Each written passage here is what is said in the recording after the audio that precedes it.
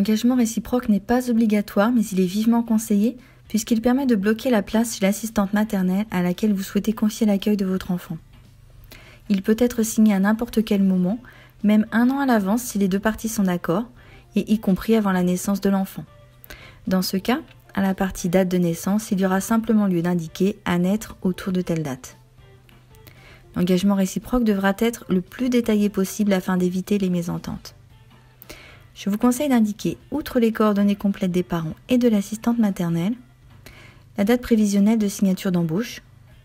Attention, si vous n'êtes pas absolument certain de la date, discutez-en avec l'assistante maternelle et indiquez plutôt dans ce cas une période large de plusieurs semaines, ceci afin d'éviter tout contentieux.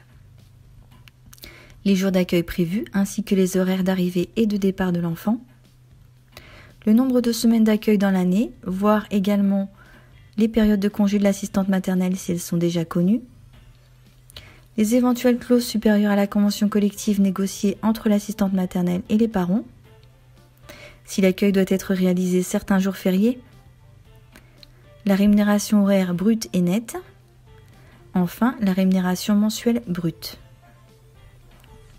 Si l'une des deux parties décidait de rompre l'engagement signé, elle devrait à l'autre l'équivalent d'un demi-mois de salaire brut.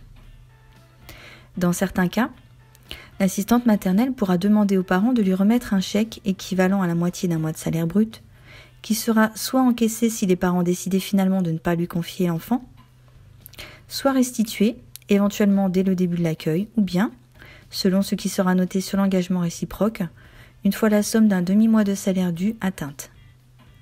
Dans ce dernier cas, l'assistante maternelle qui choisirait de rompre l'accueil au bout de quelques jours serait pareillement redevable aux parents.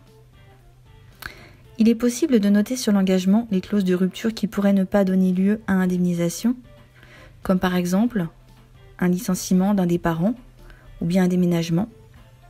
Toutefois, il faut obligatoirement que les deux parties se mettent d'accord. Le site Page Emploi a mis en ligne un fichier modèle d'engagement réciproque, toutefois il est très peu détaillé, ce qui peut ouvrir la voie à des conflits. Si vous souhaitez l'utiliser, je vous conseille d'y ajouter les informations mentionnées ci-avant afin de prévenir tout litige.